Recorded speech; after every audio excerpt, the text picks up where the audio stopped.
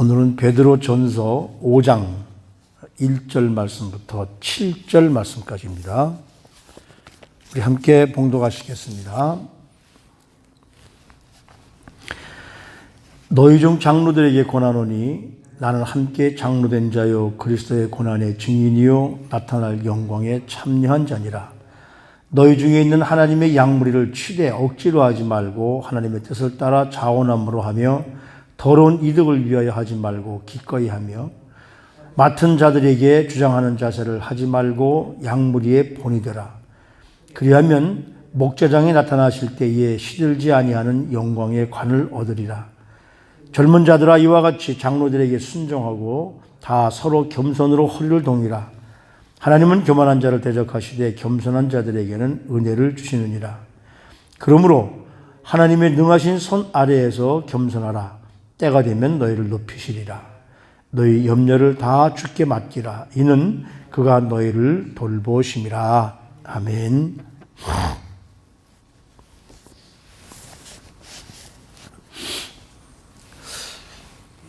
1절 말씀을 가만히 이렇게 보면 사도 바울은 예수님과 함께 공생의 기간에 동행했던 분이고 예수님의 고난을 직접 목격한 사람이고 그리고 나중에 우리 주님 다시 오실 때에 영광에 참여할 확신이 있음을 그에게 봅니다.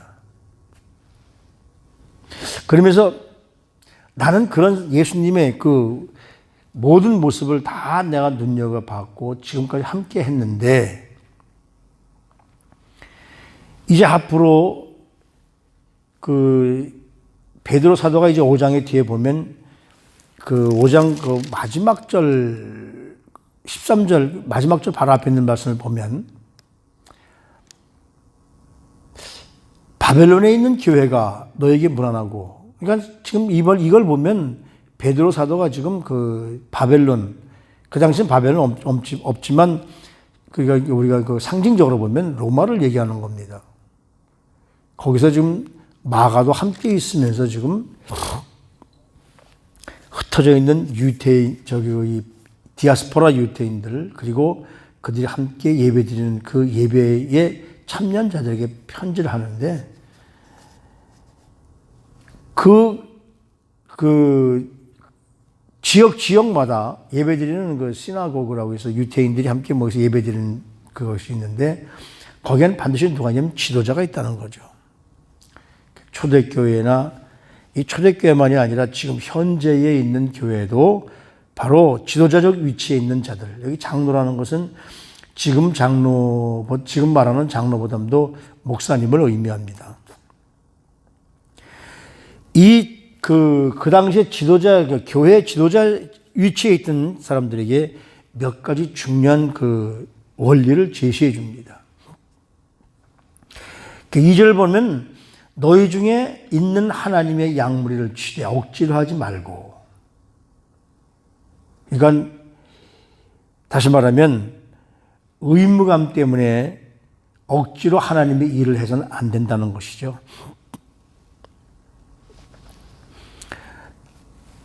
하나님의 일은 마음에서 우러나는 열정이 필요합니다.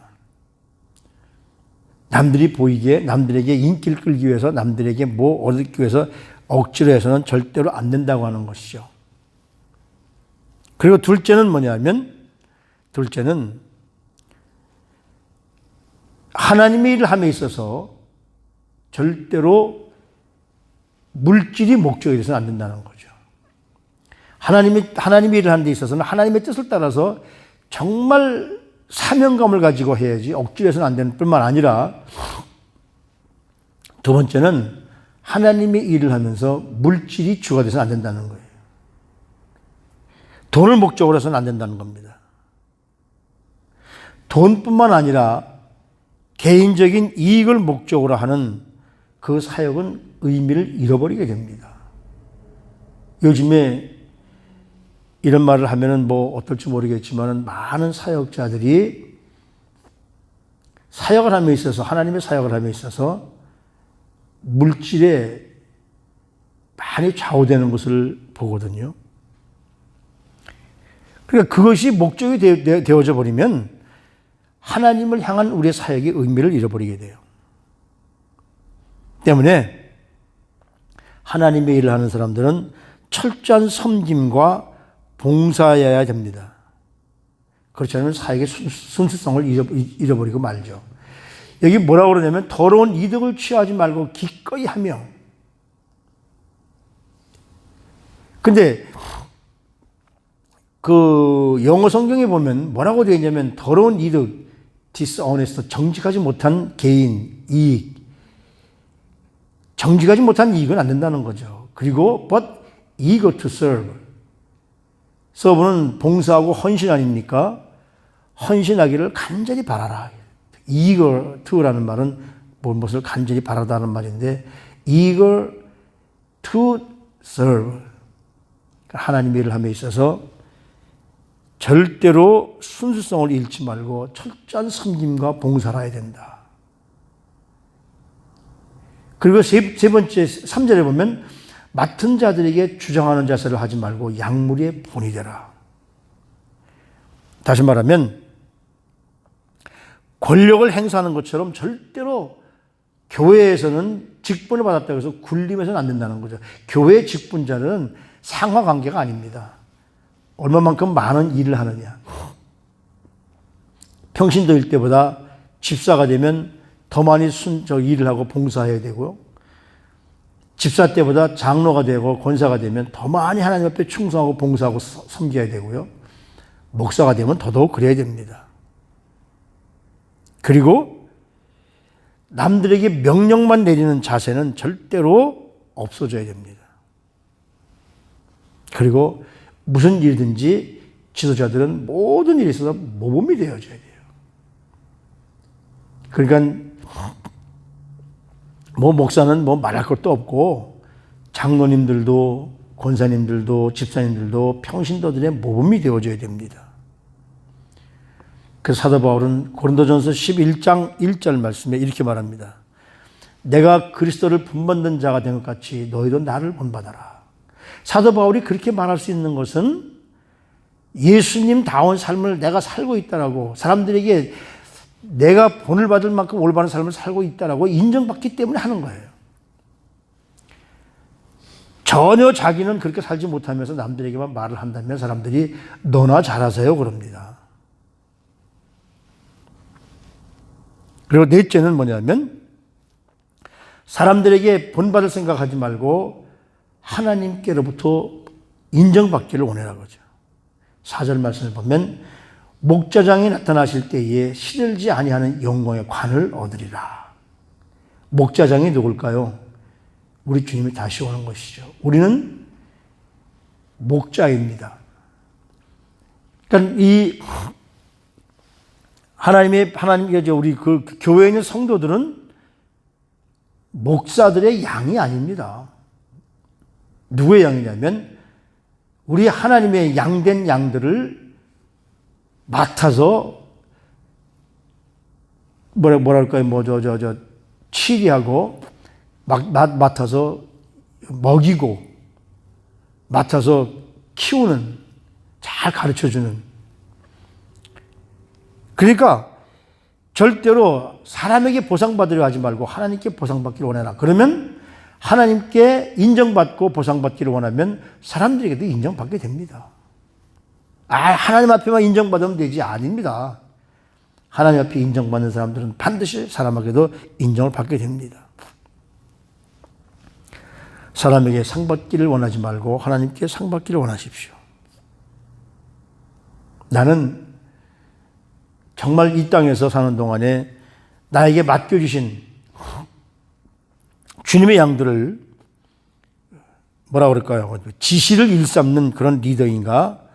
아니면 모든 그 성도들에게 모범을 보이는 리더인가?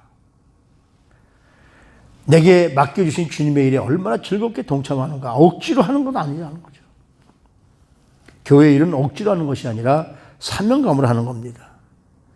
사명감이 의무감으로 변하지 않도록 늘 자신을 발견하게 되기를 바랍니다.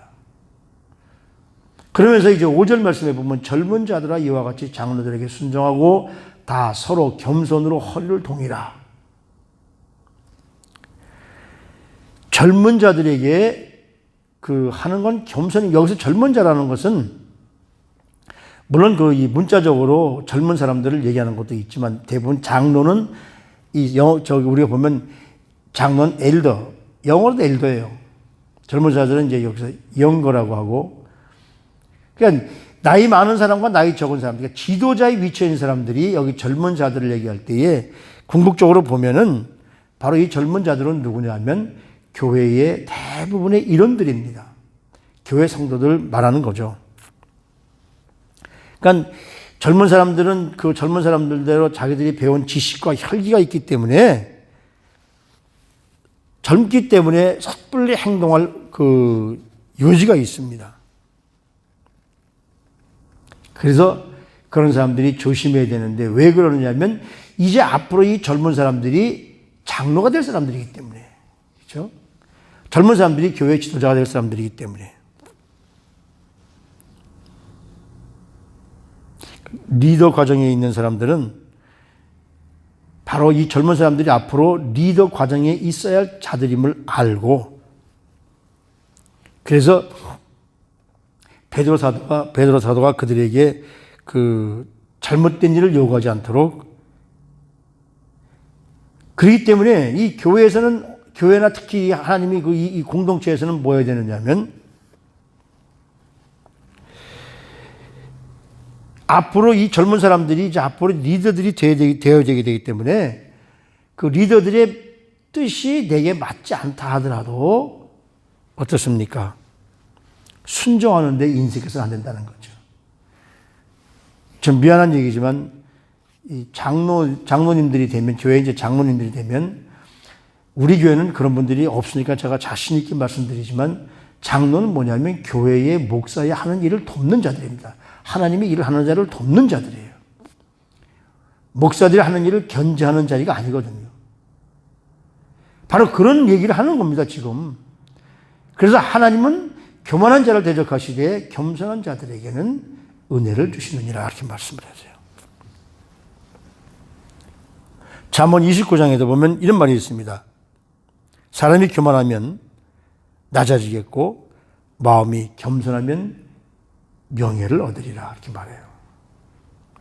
또 우리가 야고보서에서도 말씀에서 함께 나눴듯이 야고보서 4장에 보면 하나님은 교만한 자를 물리치시고 겸손한 자에게 은혜를 주시느니라, 이렇게 말합니다. 그러니까 교회의 일은 겸손한 모습을 하는 거거든요. 은혜는 낮은 곳으로 흐르고 하나님은 겸손한 사람들을 높이십니다. 그러니까 높으면 높을수록, 다시 말하면 교회에서 높다는 말은 말도 안 되는 이야기지만 직분을 가졌으면 가졌을수록 더 겸손하라고 그렇게 가르쳐주고 있는 것이죠. 그렇기 때문에 우리가 앞에 무슨 일이 있든지 어떤 염려든지 주께 맡겨라. 이것이 겸손입니다. 내가 하려고 하는 것이 교만입니다. 너의 염려조차도 주께 맡겨버려라. 여기서 맡긴다는 그 의미가 뭐냐면 cast라는 말은 뭐냐면 내 손에서 떠나라는 이야기예요. 그러면 하나님이 목자장 되시는 주님이 우리를 돌보실 것이다. 이 말은 무슨 말씀이냐면 내가 무엇을 하려고 교만을 떨지 말고 우리 주님이 나를 주장하시고 나를 다 할 수 있도록 주님께 모든 것을 맡기라는 거죠. 그 유명한 흑인 교육가 부커 워싱턴 박사라는 사람이 있었습니다. 흑인인데 아주 훌륭한 교육자예요. 그분이 엘라바마 주에서 터스키기 기술학교의 교장으로 초대 교장으로 부임을 했습니다. 근데 이제 교장이다 보니까 교장 사택이 엘라바마 주에 있는 그 동네에서 아주 부자들이 사는 그런 동네에 집이 있었거든요. 그래서 하루는 이제 산책도 할 겸 동네를 이제 이렇게 좀 슬슬 거느리고 있는데 어떤 부인이 백인 부인입니다. 찾아와가지고 몇 달러를 줄 테니까 흑인들은 이렇게 이제 옷을 입고 이제 산책을 하니까 몇 달러를 줄 테니까 우리 집에 와서 장작을 좀 패달라고 얘기합니다. 그때 이 부커 워싱턴 박사가 뭐 특별히 할 일도 없고 그 시간에 시간적 여유도 있기 때문에 아이 그러죠 뭐 그러면서 웃으면서 소매를 걷어붙이고 그 집에 가서 장작을 다 패서 벽난로 옆에 차곡차곡 쌓아주었습니다. 그리고 몇 달러를 받고 집으로 돌아갔습니다. 근데 그 집에 있던 흑인 하녀가 그분이 거기 학교 교장인 부캐넌 부커 워싱턴 박사님을 알고는 그 주인에게 사모님 저분은 바로 여기 학교 교장인 워싱턴 박사예요. 그랬더니 얼마나 당황했겠습니까 그 부인이. 그럼 그 다음날 아침에 교장실로 찾아가서 백배 사절했습니다. 그때 이 워싱턴 박사가 이런 얘기를 합니다. 부인 괜찮습니다. 저는 가끔 가벼운 육체노동을 좋아하거든요. 그뿐이겠습니까? 이웃을 돕는 기쁨이란 얼마나 좋은 건지 모릅니다. 겸손한 사람을 찾으려면 평범한 일상생활 속에서 살펴봐야 한다고 합니다. 겸손은 예수님이 언제나 우리에게 가르쳤던 아주 중요한 교훈이기도 하죠. 제자들 사이에 누가 우리 중에서 제일 높고 누가 제일 큰 자인가라고 다툼이 일어났을 때도 우리 주님은 그들에게 겸손을 가르쳐 줬고요. 바리새인들이 어디를 가든지 윗자리에 앉기를 좋아하는 그 모습을 보았을 때에도 우리 주님이 가르치신 것은 겸손입니다. 윗자리에 앉아 있다가 더 높은 사람이 오면 쫓겨나는 것보다 낮은 자리에 있다가 너희를 윗자리로 옮겨준 사람들이 오라고 하는 것이 훨씬 좋은 일이다. 항상 겸손하라는 이야기죠. 겸손하는 사람들에게는 시기와 질투가 없습니다. 겸손한 사람은 자신을 위하지 않고 스스로 높이지 않고 예수님의 마음을 받아들인 사람들이 겸손한 사람인 것이죠. 교회의 장로는 바로 자신의 양이 아닌 하나님의 양을 돌보는 자들입니다. 그래서 찰스 스펄천 목사님은 이런 얘기를 해요. 겸손은 자신을 바르게 평가하는 것이다. 자신을 바르게 평가하는 것이다. 겸손은 자신의 감정을 알고 그에 대해 하나님 앞에 감사하는 것이다. 겸손은 자신의 약점을 알고 그 영역에서 상상할 수 있도록 하나님을 의지하는 것이다. 겸손은 다른 사람을 먼저 생각하는 태도입니다. 참된 겸손은 자신보다 다른 사람의 필요에 관심을 갖는 사람입니다. 마지막 때 이제 오늘 이 말씀 바로 뒤에 보면 베드로가 근신하라 깨어라. 우는 사자가 마귀처럼 너희를 삼킬 자를 찾는다. 지금 바로 이 땅에 우는 사자가 우리를 삼키기 위해서 좀 찾아다니고 있습니다. 누구를 찾느냐 하면 교만한 자를 찾습니다. 겸손한 자들은 마귀가 어떻게 할 수가 없습니다. 워싱턴 박사처럼 그냥 생활 속에서 겸손히 몸에 배어 있다면 바로 그것이 하나님이 사랑하는 모습입니다. 그러므로 하나님의 능하신 손 아래에서 겸손하라. 때가 되면 너희를 높이시리라. 하나님이 높여주실 때 우리 모두는 높아질 수 있고 영적 리더로서 모든 결정에 불평하지 않고 온전히 순종할 수 있는 하나님 말씀에 순종할 수 있는 우리 사랑하는 성도님들 모두가 되시기를 주님의 이름으로 부탁을 드립니다. 하나님, 겸손의 의미를 다시 한번 되새겨 봅니다. 나는 과연 겸손한 사람일까? 모든 일에 충성되이 하나님 말씀에 순종하는 겸손한 사람일까? 모든 사람들을 대할 때 겸손한 모습으로 대할 수 있게 하나님 도와주시옵소서. 내가 조금 지위가 있다고, 내가 조금 직분을 받았다고 하는 것이 아니라 교만한 마음이 생기면 많은 사람들에게 무례하게 행동하게 됩니다. 그렇게 행동하지 않고 언제나 자신의 생활 태도를 점검하면서 바로 겸손한 모습으로 항상 하나님 앞에 그리고 성도들 앞에 정말 겸손한 모습으로 대할 수 있도록 우리를 낮추어 주시옵소서. 하나님이 높여주셔야지 내가 높아지려고 하면은 우린 교만한 마음밖에 들 것이 아무것도 없음을 다시 한번 깨닫습니다. 오늘도 하나님 함께 하시는 은혜에 감사하게 하시고 늘 겸손한 모습으로 주님 앞에 설 수 있는 사랑하는 성도님들이 될 수 있도록 저희들을 축복하여 주시옵소서. 존귀하신 우리 구주 예수 그리스도의 이름으로 감사하며 기도드리옵나이다. 아멘.